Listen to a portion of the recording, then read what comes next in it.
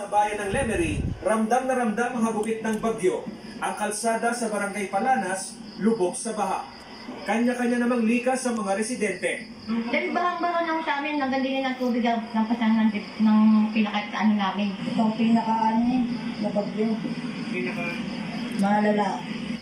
Sa evacuation center sa Pilot Elementary School, nanunuluyan ang nasa higit 300 pamilya. Ang ilan sa kanila, walang naisalba.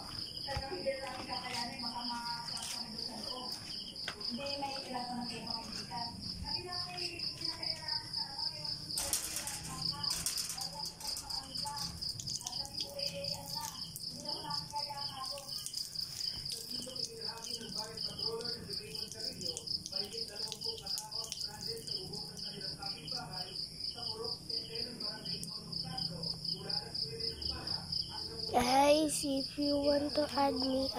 Here's my username. Sorry, I am a bacon.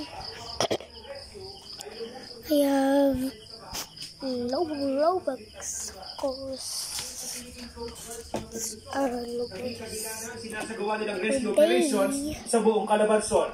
Binabantayan din nila ang mga sasakyang pandagat na inaakot ng malakas na alon sa Batangas Port. Gaya ng fuel tanker at domestic cargo vessel na ito.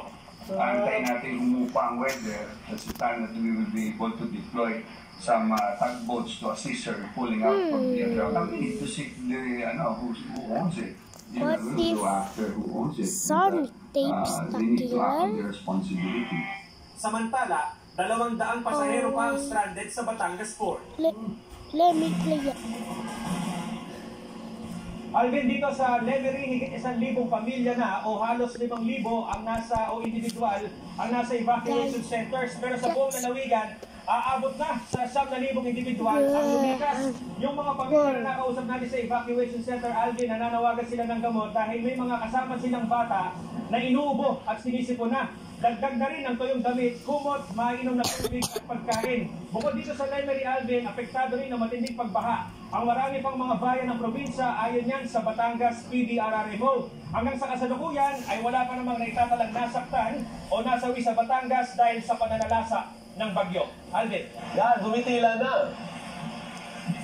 Maraming salamat, Jeff Caparas. Hindi pa rin umuhupa ang baha sa maraming bayan sa Camarines Sur. Bukod sa walang matulugang bahay ang ilang pamilya, halos wala na rin silang makain. Live mula sa San Fernando, Camarines Sur, nagpapatrol si Jessie Cruzat. Jessie, kumusta na ang sitwasyon ng mga pamilyang apektado ng mga binahang lugar dyan?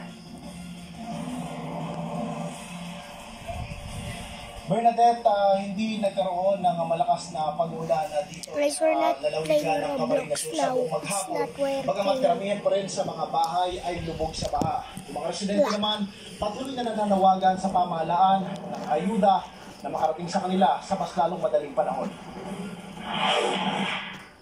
Mistulang dagat pa rin ang binahang taniman na ito sa bahagi ng Barangay Buenavista sa bayan ng San Fernando, Camarines Sur. Ang 55 anyos na magsasakang si Romeo, tila naglulubog ngayon ang lakas sa alagang kalabaw na tanging natira sa kanya matapos lubog ang bahay at mga kagamitan kasama ang ilang sako ng inaming palay. Makasip na sa ano palikasip yung pagkain, wala kami. Lahat na trap niya sa loob, nagdamit ko lahat, nagasa. Naglabas ako dito, ito lang suot ko. Sana matulungan kami. Tulad dito, wala kami pagkain. Wala kami tubig, ganyan. Hirap kami dito. Ang 88 anyos na si Rogelio, hindi alam kung paano mapapalitan ang kanyang 2 linggo ng gamit na catheter.